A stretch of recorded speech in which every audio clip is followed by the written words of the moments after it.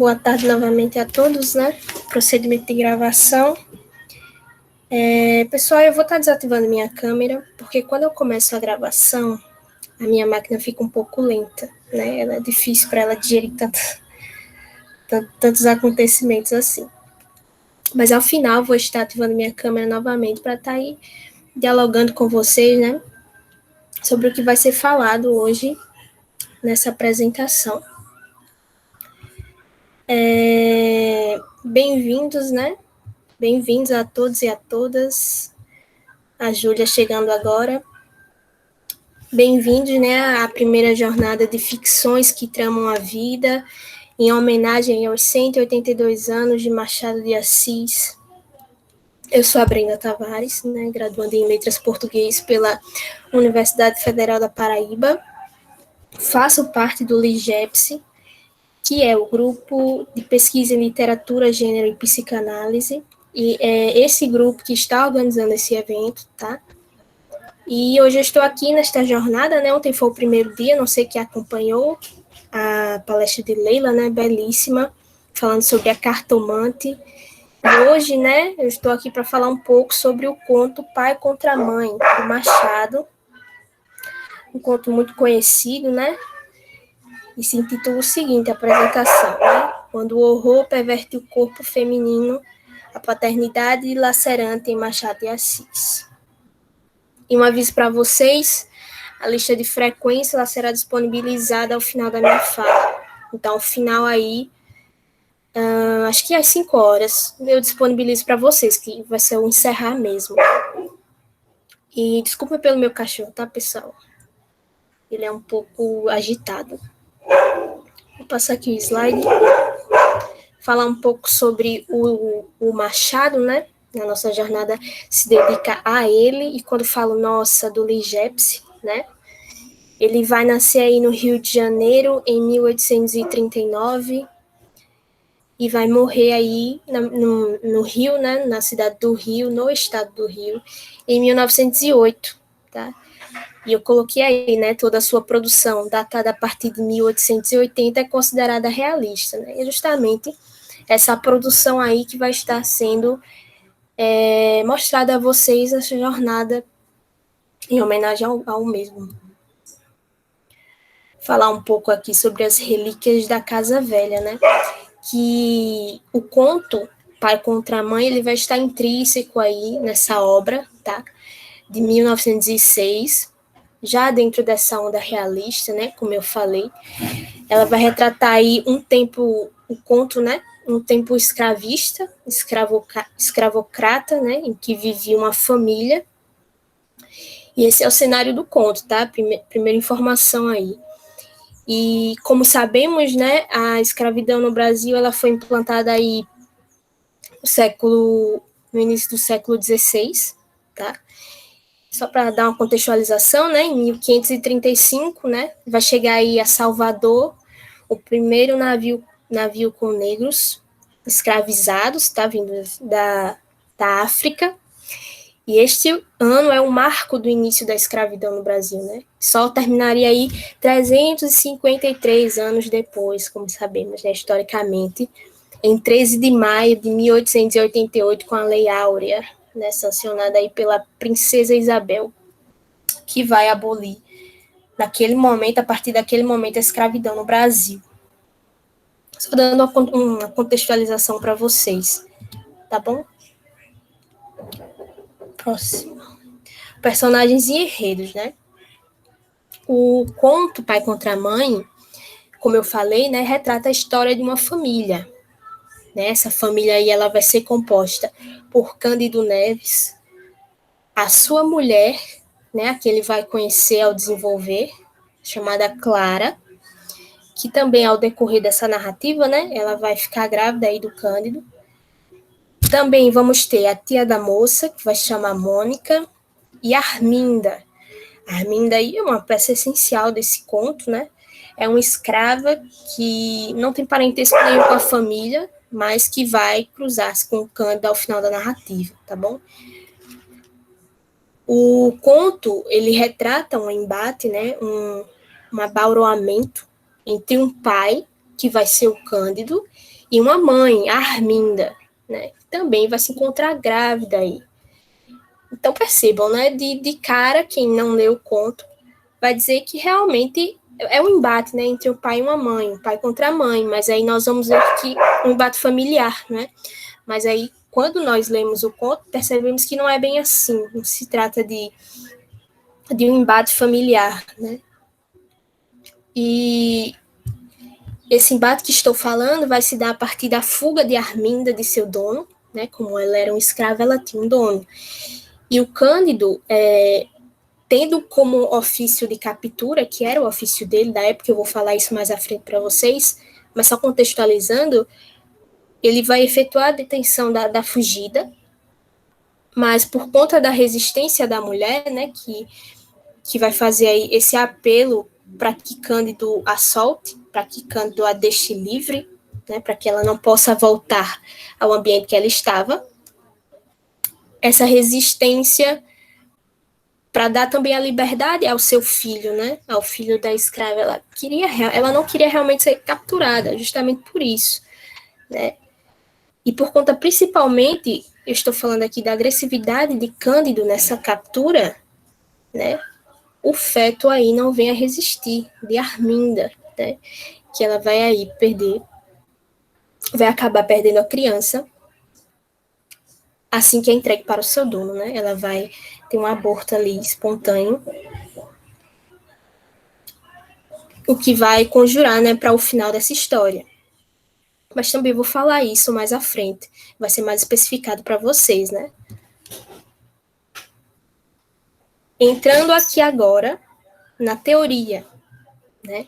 E falando rapidamente sobre essa teoria psicanalítica, e para que vocês também entendam um pouco sobre o que é falado, sobre o totem, o totemismo, né? Que faz o dialogismo com esse conto, o Sigmund Freud ele vai teorizar que, como está posto aí no slide, né? O totemismo é tanto um sistema religioso como social. No aspecto religioso, consiste nas relações de respeito e proteção de mútuos entre um homem e o seu totem.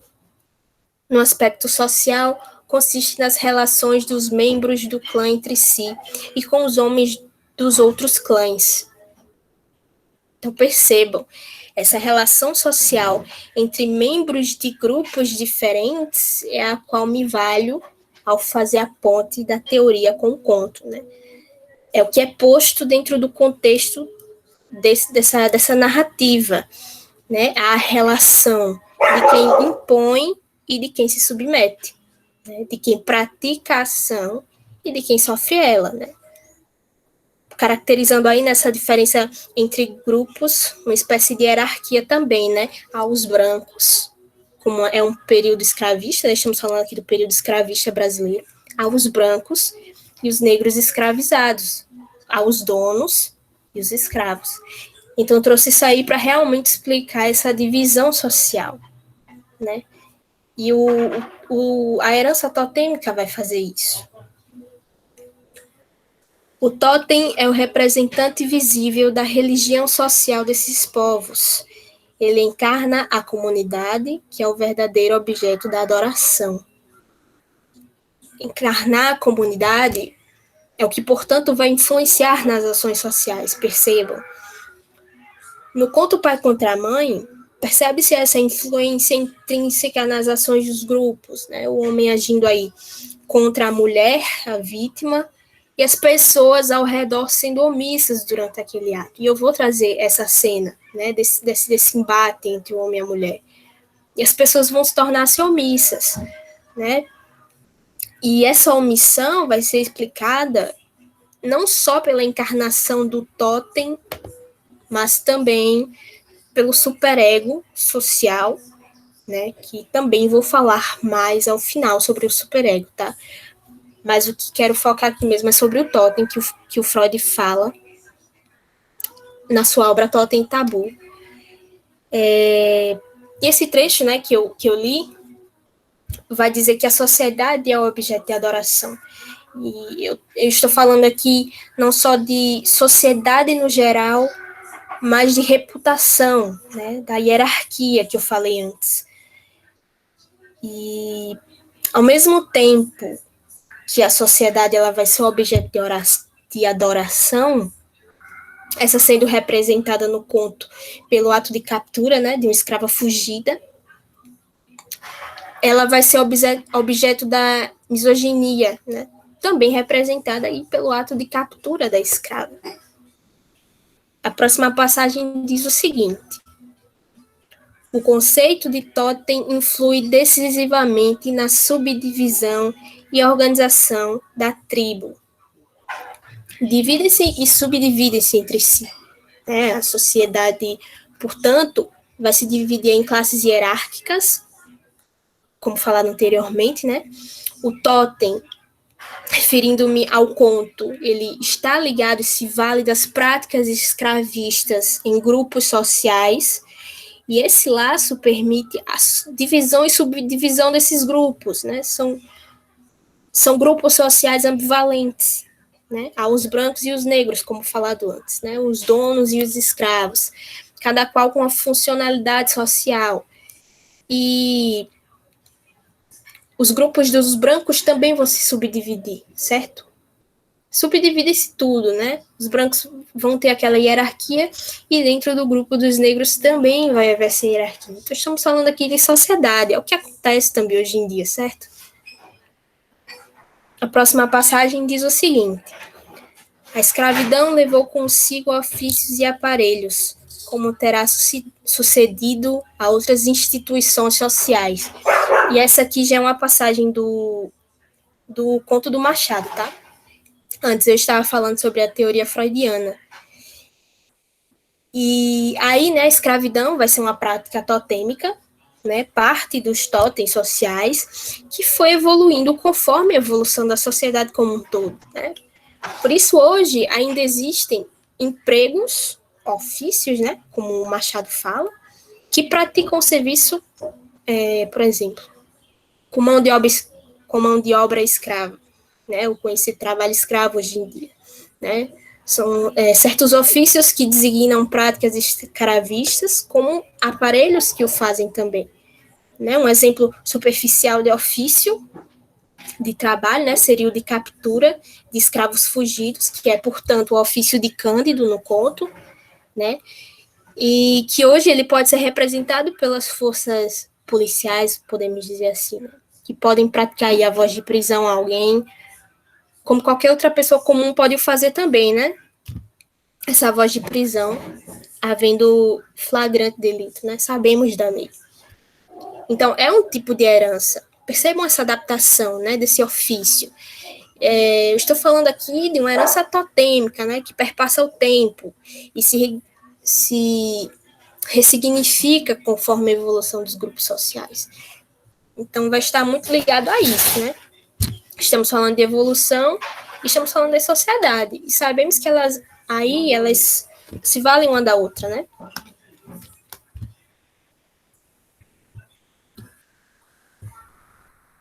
Falando agora sobre a teorização do tabu, né? Pode-se pensar o termo tabu, eu vou dar um exemplo aqui, né? Como sendo uma moeda. O tabu é uma moeda, imaginem, né? E imagine que essa moeda, ela possui dois lados opostos. E uma moeda realmente possui, né, dois lados opostos. E pode-se entender os dois lados dessa moeda como sendo uma ressignificação dela, do termo. Né? Ao lado que exprime o valor religioso de algo e outro restrições e proibições conferentes à sociedade, perante o primeiro lado. E o oposto desta moeda, tabu, vamos chamá-la assim, né? Seria o termo acessível, seria a acessibilidade, né? E, portanto, a violação dela. Entrando no contexto temporal do conto, é falado sobre os ofícios e aparelhos, né? Os ofícios esses que designam o ato de chefiar escravos, de vigiá-los, né? De puni-los e capturá-los. São esses os ofícios da época, né? Os aparelhos citados no conto, como a máscara de folha de Flandres, né? está aí na passagem, né, que a máscara fazia os escravos perderem o vício da embriaguez, de beberem, né, por realmente ela está tapando-lhes a boca. É como vemos aí na imagem, né, mas eu não sei se é realmente essa, porque a máscara falada no conto tinha só 3 buracos, né, como fala o trecho aí, eu vou ler para vocês. A máscara fazia perder o vício da embriaguez aos escravos, por lhes tapar a boca. Tinha só 3 buracos, 2 para ver e 1 para respirar, e era fechada atrás da cabeça por um cadeado. Com o vício de beber, perdiam a tentação de furtar, porque geralmente era dos vintéis do Senhor que eles tiravam com que matar a sede. E aí ficavam 2 pecados extintos, e a sobriedade e a honestidade certas. Então, percebam, essa máscara, né? Eu não acredito que seja essa, mas é praticamente essa, né? Porque essa aqui não tapa os olhos, né? Apenas a boca. E estamos falando aqui de um objeto benigno, né? Percebam, para os donos de escravos, né? Que podiam punir e purificar sua mão de obra. Então, essa máscara também era utilizada nos escravos como objeto de trabalho daqueles que possuíam algum ofício que envolvia, né, essa vigilância, essa monitoração deles, né, dos escravos. Então, essa máscara sendo, portanto, uma prevenção ao tabu do furto e a prevalência e proteção da honestidade. E também tem outra aqui, ó, o ferro ao pescoço era aplicado aos escravos fujões, é o que diz o conto, né? E fala aqui agora sobre a punição a partir da infração de um tabu. Né? O tabu, falando sobre o conto, é a fuga, né? Infringindo a submissão dos brancos. A punição não seria a morte, como acontecia em clãs ou tribos primitivas, como o Freud expõe no livro, né? O Totem e o Tabu, como falado anteriormente, né? Porque há toda uma economia envolvida com a aquisição do escravo, né? Não é discutível a perda da mão de obra escrava. Por isso, a punição ela era exercida a partir desses aparelhos, né? Os aparelhos aqui vistos, né, usados naquele período, eram aparelhos preventivos à infração de tabus. Então, eram benignos para eles, né, para os donos dos escravos.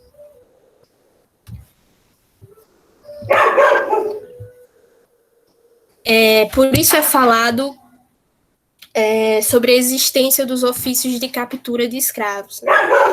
E por isso havia gratificação de quem o fizesse, a captura. É uma espécie de evolução totêmica, né? Quando me referi às tribos e clãs australianos dos períodos remotos, né, da humanidade, já existia a punição mortal, que é como eu falei, né? Eles eram punidos com morte quando infringiam alguma regra ali do grupo, né? E a partir da evolução desses grupos e o surgimento da economia, né? A economia da sociedade como um todo, o totemismo e a punição da infração desses tabus e totens vai se adaptando, né? Como eu falei, conforme a sociedade vai evoluindo, as práticas, as infrações, as punições também vão evoluindo, né? Vão se adequando. E em pai contra mãe, o ofício de captura não era uma profissão social desejada. Não tinha um clamor essa profissão de Cândido, né? E muitos que a tinham só executavam por necessidade. Por quê? Porque ninguém gostaria, né, de ficar... É realmente um trabalho de policiamento, né? E as pessoas não queriam isso. Nessa época, as pessoas mais gostariam mesmo de trabalhar com a economia, né, com a venda. Percebam na passagem, na próxima passagem do slide, né? Ora, pegar escravos fugidos era um ofício do tempo. Não seria nobre, mas por ser instrumento da força com que se mantém a lei e a propriedade, trazia esta outra nobreza implícita das ações reivindicadoras. Ninguém se metia em tal ofício por desfastio ou estudo, A pobreza, a necessidade de uma chega, a inaptidão para outros trabalhos, o acaso e alguma vez o gosto de servir, também, ainda que por outra via, davam um impulso ao homem que se sentia bastante rijo para pôr ordem à desordem. Percebam, né? Era uma profissão que se valia muito do superego social para existir e ser praticada, né? Falamos de um superego social que exigia a moral e a ordem de certos grupos perante a submissão de outros. Né? Cândido Neves, em Família Candinho, é a pessoa a quem se liga a história de uma fuga. Cedeu à pobreza quando adquiriu o ofício de pegar escravos fugidos. E a indecisão de Cândido, por consequência, a sua instabilidade financeira, o levaram a aderir ao ofício, né?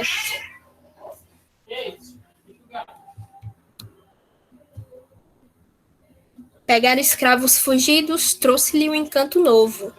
Não obrigava a estar longas horas sentado. Só exigia força, olho vivo, paciência, coragem e um pedaço de corda. Cândido Neves lia os anúncios, copiava-os, metia-os no bolso e saía às pesquisas. Tinha boa memória. Fixados os sinais e os costumes de um escravo fugido, gastava pouco tempo em achá-lo, segurá-lo, amarrá-lo e levá-lo. A força era muita, a agilidade também. Era uma profissão que exigia muito, né? Tanto do fugido e de quem o capturava. Mas o Cândido, ele gostava porque na maioria do tempo nada lhe era exigido demais. E isso é um ponto cômico, porque o Cândido não se identificava com as profissões que lhes eram oferecidas, né? Ele tentou, como eu falei, né, antes, né, uma profissão, um ramo, né, muito desejado do conto ali, trabalhístico, era realmente a economia, né, o comércio. E o Cândido tentava, né, se identificar com outras profissões, como carpinteiro, nessas profissões realmente de mão mesmo, né, que existe esforço físico, mas ele não gostava. E quando ele aderiu a essa de capturar escravos, ele gostava porque não lhe exigia muita coisa, né?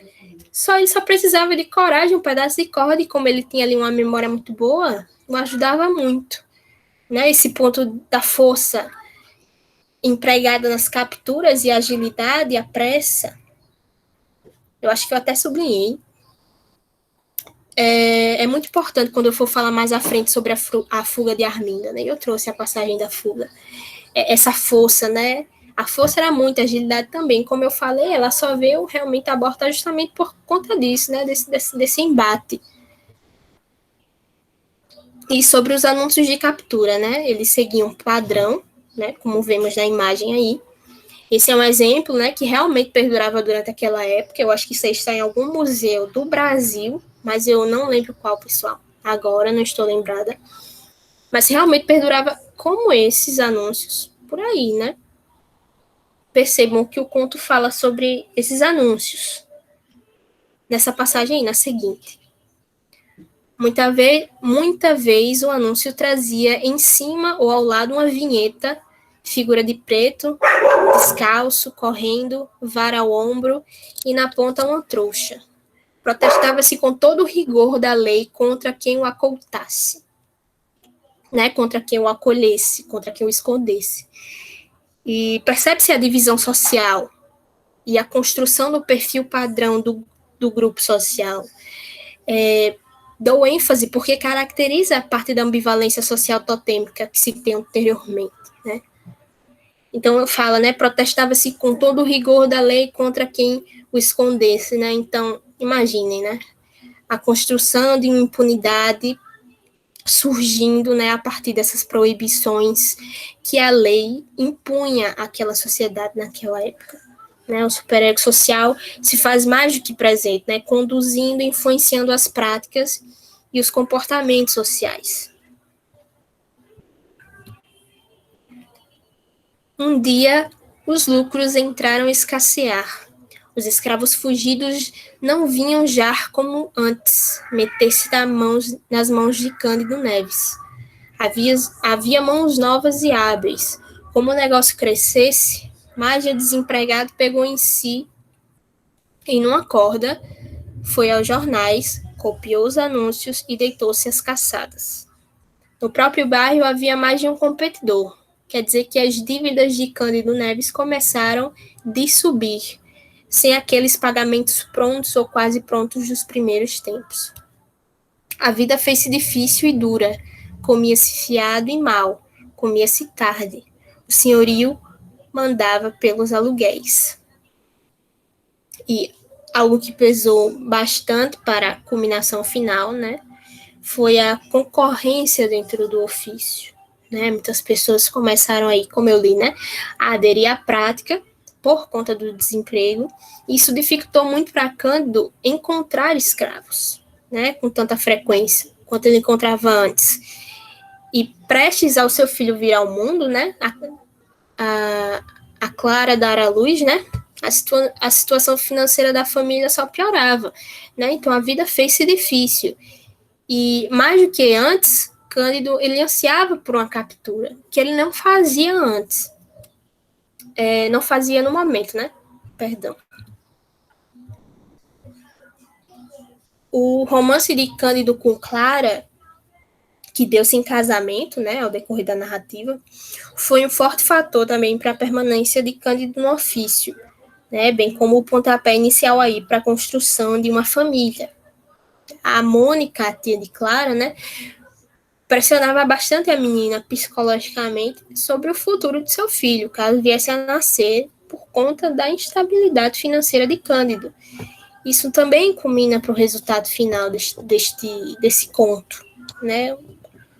Um dos terrores que aconselhava a Mônica, a Clara e a Cândido, né, era levar o recém-nascido à roda dos enjeitados. E é o que o casal decide, por fim, levar o filho à roda dos enjeitados, né? E o que é que consistia essa roda? Mais conhecida, né, como roda dos expostos ou roda dos enjeitados, né? Era um mecanismo utilizado para abandonar recém-nascidos que ficavam aí ao cuidado de instituições de caridade, né? Então tinha toda essa estrutura aí que vocês estão vendo nessa representação, né? E a situação da família era muito crítica, né? Fome, ameaça de despejo da casa em que moravam, né? O abandono do filho, essa possibilidade, né? E aí é o que fala a passagem, né? Foi na última semana do derradeiro mês que a tia Mônica deu ao casal o conselho de levar a criança que nascesse à roda dos enjeitados. A única pessoa que estava a trabalhar, né, com gosto era a própria Clara. Né? Ela era cozinheira, ela cozia aí para algumas pessoas, mas da prática nada produtivo vinha, né? Nada que fosse um sustento fixo. A sociedade, nesse conto, parece agir contra a família, né? Percebam. Tudo precede o abandono do recém-nascido, né, de Clara. E quando Cândido se depara com o anúncio de Arminda, a escrava fugida, né, lhe salta aos olhos pelo valor da recompensa, né, que era bastante aceitável, era bastante alta até. E eu não sei porquê, mas penso muito sobre esse valor alto. Talvez por ser mulher, né, a mulher aí, a escrava mulher, né, ao invés do escravo homem, ela trabalha muito mais dentro da casa, né, dos senhores, na parte da cozinha, né, e sabemos da violação perante essas mulheres, né, dos donos, sabemos, né, tanto sexual quanto moral, quanto o que for, sabemos. E o valor alto me chamou a atenção, né, o que não é falado no conto, não é explicado, né, mas fica aí, um ponto interessante para vocês pensarem também. E esse valor alto chamou muito a atenção do Cândido, né? Porque com esse valor ele poderia manter o filho, né, que estava prestes a nascer, e a família, né, como um todo, sem levar principalmente o seu filho à roda dos enjeitados. Então seria perfeito ele encontrar Arminda. Mas, né, perante a existente situação familiar de penúria, e sem nenhum sinal de escravo algum, muito menos de Arminda, o Cândido vai vir a decidir levar o filho à roda dos enjeitados, né? Como isso era uma das últimas opções, ele vai lá e realmente leva, por realmente não ter assim opções, né? Não tem outra palavra que não seja opção. Não tem opção. Tem aí a passagem, ó, que pensasse mais de uma vez em voltar para casa com ele é certo, o filho, no caso, né? Não menos certo é que o agasalhava muito, que o beijava, que cobria o rosto para preservá-lo do sereno. Percebam o zelo, né, e o cuidado do pai com o filho, para com o filho. Isso nos diz muito porque percebemos que não era de sua vontade abandonar aquela criança, né? E sim por conta realmente da sua situação perante a sociedade. E vai ser no caminho ao convento, né, que essa roda ficava junto a um convento, e eu acho que realmente não só instituições de caridade, mas a igreja realmente tomava conta dessas crianças, né? E vai ser no caminho desse convento que Cândido Neves vai encontrar Minda. E na situação que ele estava, ele decide, não pensa nem duas vezes, né, em capturá-la. Ele vai deixar aí o seu filho numa farmácia, numa espécie de farmácia, né, com farmacêutico. Ele vai correr para fazer a captura. Eu trouxe a cena da captura para vocês e vou ler aqui. Cândido Neves não lhe deu tempo de dizer nada. Saiu rápido, atravessou a rua, até o ponto em que pudesse pegar a mulher sem dar alarma. No extremo da rua, quando ela ia descer a de São José, Cândido Neves aproximou-se dela. Era a mesma, era a mulata Fujona. Arminda! Bradou conforme nomeava o anúncio. Arminda voltou-se sem cuidar malícia.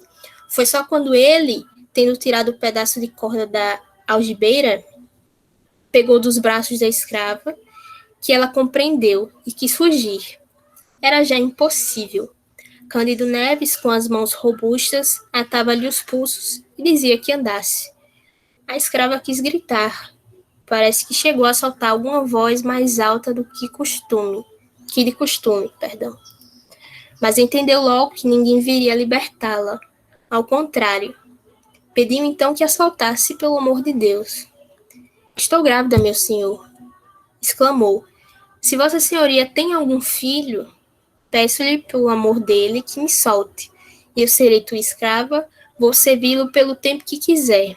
Me solte, senhor moço. Siga, repetiu Cândido Neves. Me solte. Não quero demoras. Siga. Houve aqui luta, porque a escrava, gemendo, arrastava-se assim ao filho.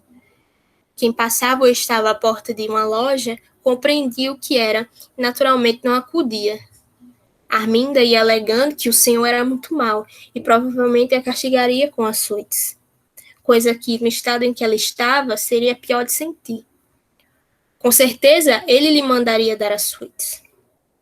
Você é que tem culpa. Quem lhe manda fazer filhos e fugir depois? Perguntou Cândido Neves. Fui arrastando a escrava pela Rua dos Ourives, em direção à da alfândega, onde residia o senhor. Na esquina desta, a luta cresceu. A escrava pôs os pés à parede, recuou com grande esforço, inutilmente. O que alcançou foi, apesar de ser a casa próxima, gastar mais tempo em lá chegar do que devera. Chegou, enfim, arrastada, desesperada, arquejando. Ainda ali ajoelhou-se, mas em vão. O senhor estava em casa. Acudiu ao chamado e ao rumor. Aqui está Fujona, disse Cândido. É ela mesma. Meu senhor, anda, entra. Arminda caiu no corredor. Ali mesmo o senhor da escrava abriu a carteira e tirou os 100 mil réis de gratificação. Cândido guardou as 2 notas de 50 mil réis, enquanto o senhor novamente dizia à escrava que entrasse. No chão, onde jazia, levada do medo e da dor, e após algum tempo de luta, a escrava abortou. O fruto de algum tempo entrou sem vida neste mundo, entre os gemidos da mãe e os gestos de desespero do dono. Forte, né, pessoal? Então, vou fazer alguns comentários, né, sobre essa passagem, né, onde fala, né, a escrava quis gritar. No início, né, a escrava quis gritar, parece que chegou a soltar ali uma voz mais alta, né, que é de costume com Cândido, quando ela viu que ia ser realmente capturada. Mas ninguém deu atenção, né, as pessoas que estavam ali olhavam, mas ela sabia que ali não ia acontecer nada por parte das pessoas que estavam olhando, né, e falamos aqui da sociedade novamente, né, que protestava-se contra todo o rigor da lei, né, contra quem escondesse ou contra quem defendesse os escravos fugidos, né, ou seja, ninguém iria ali fazer nada para não se prejudicar perante a sociedade, né, e ela sabia disso, né. Então, percebam o superego social agindo aí, né? Nesses grupos. E fala também, né, quem passava a porta das lojas ali compreendia o que era ali, né? Era realmente uma captura e ajudava. Ou seja, né, a sociedade não iria infringir aquela proibição que era vista como algo comum, né? Não só não ajudavam a Arminda por conta da lei que proibia, e era rígida quem o fizesse, né? Mas vejam que a omissão era algo natural. Ele fala depois, né? Você é que tem culpa. Que ele manda fazer filhos e depois fugir, né? Que ela fala, né? Estou grávida. Ele diz, mas você é quem tem culpa, não sou eu. E é uma justificativa hipócrita, percebam, né? A arte de exigir dos outros aquilo que não se pratica, né? Fazer o filho em culminância de N fatores abandoná-lo, né? O Cândido, ele estava ao caminho da roda dos enjeitados.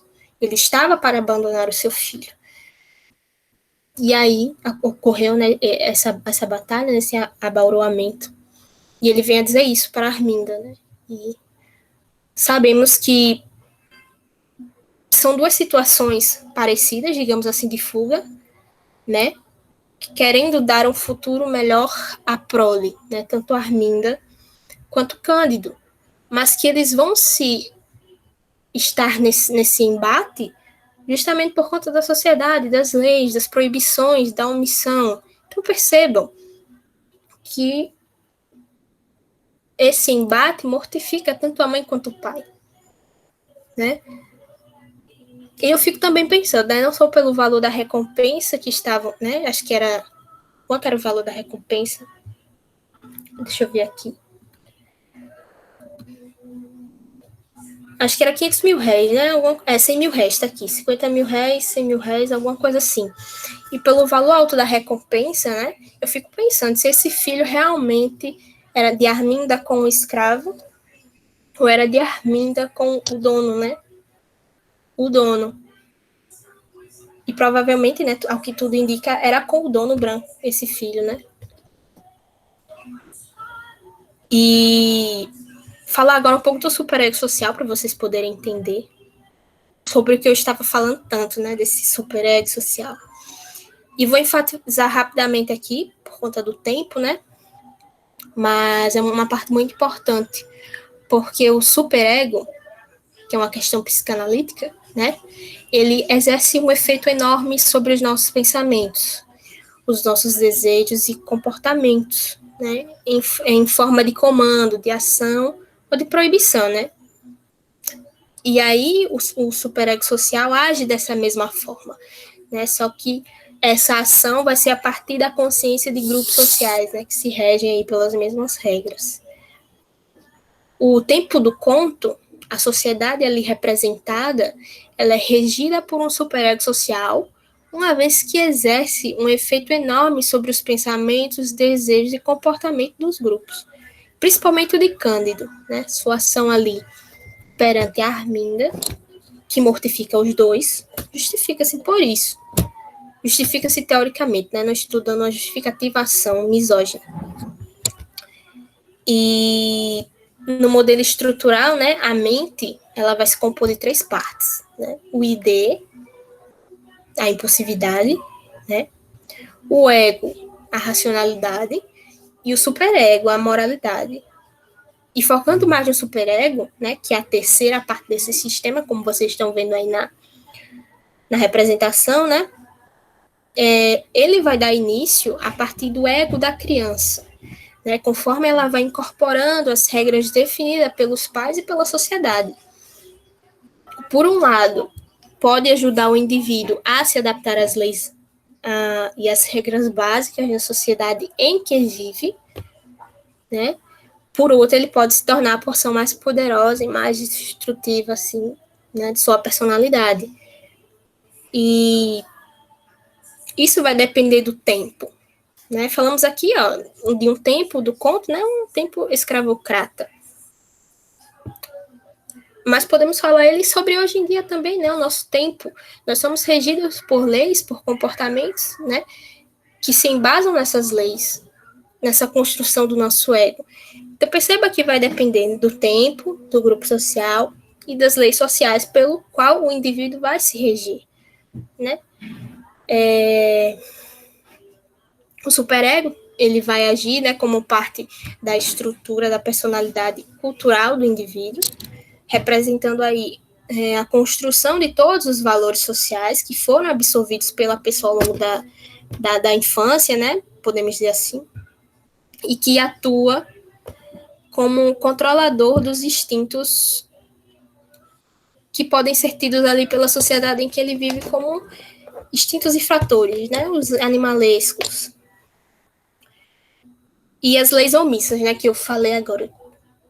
Me lembrei agora, eu vou falar desse ponto para vocês. As leis omissas, as leis sociais, né, os respeitos pelas relações sociais, pela lei, pela ordem, não é simplesmente imposto pela sociedade que se vive, né, mas deriva de uma necessidade que começa a tomar forma na primeira infância, né, a necessidade de obedecer à ordem social que vivemos, né, de honrá-la, de mantê-la. Caso não, há o sentimento de culpa, né, e é nesse ponto que o superego vai se apoderar, né, consciência e culpa.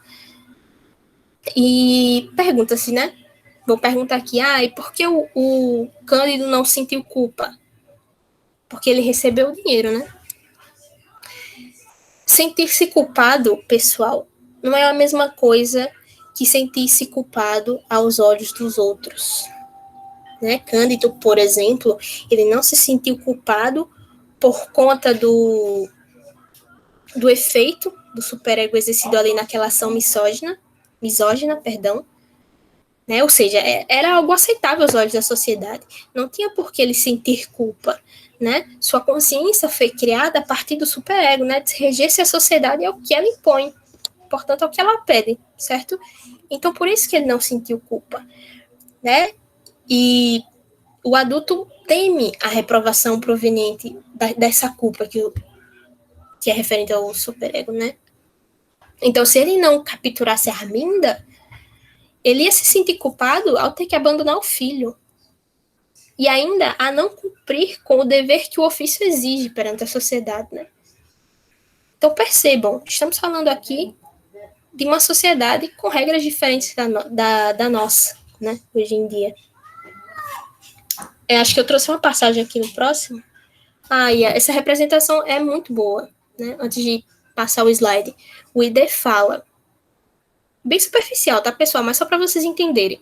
O ID vai dizer, né? Eu quero agora. O ego vai dizer, agora é uma boa hora.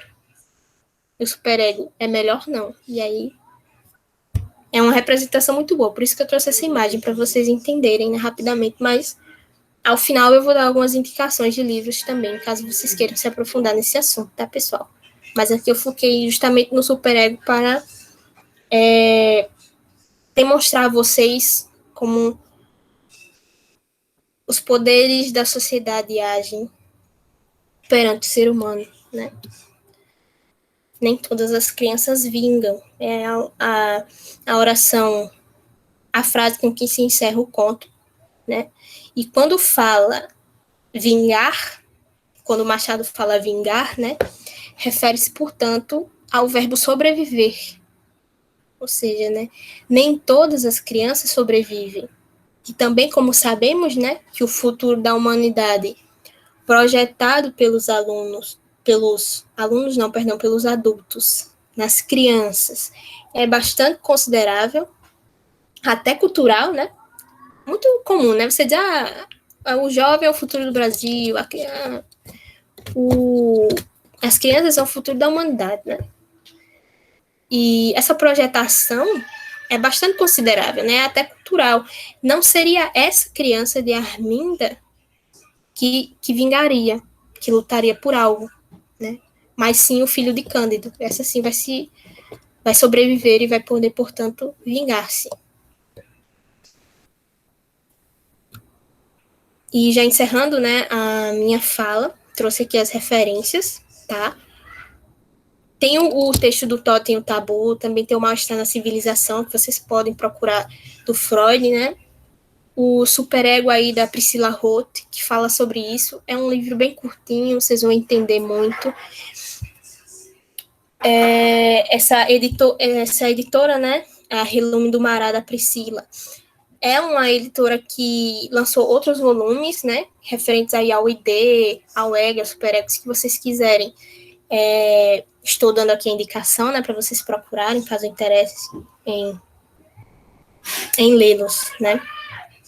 Vou parar aqui a apresentação e vou deixar aberto esse espaço aqui para vocês tecerem comentário, né? Alguma coisa aí.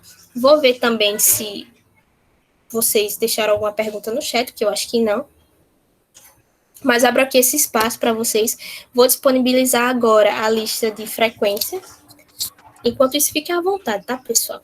Estou aqui para ouvir vocês. Só um minuto que eu vou pegar a lista.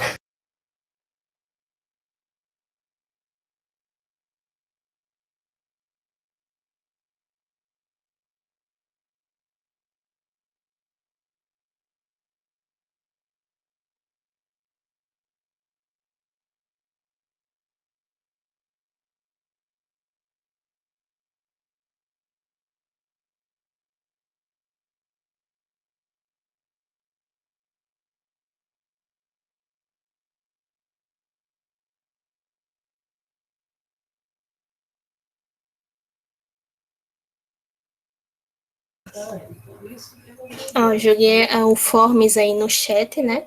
Por favor, me digam se ele está funcionando. Obrigado, né, pessoal, pela parabenização aí.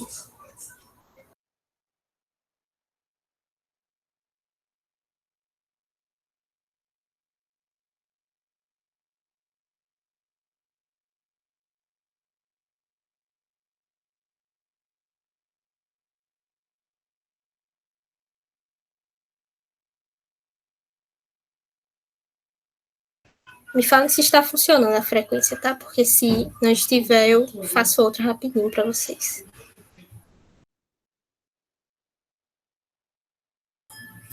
Pronto, está funcionando.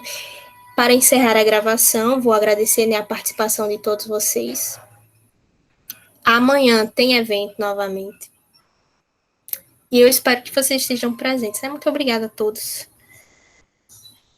Vou ler seu comentário, Mariane. Eu vou encerrar a gravação aqui agradecendo a vocês, né? Eu vou pedir permissão ao Ligeps para postar num canal de YouTube que eu tenho.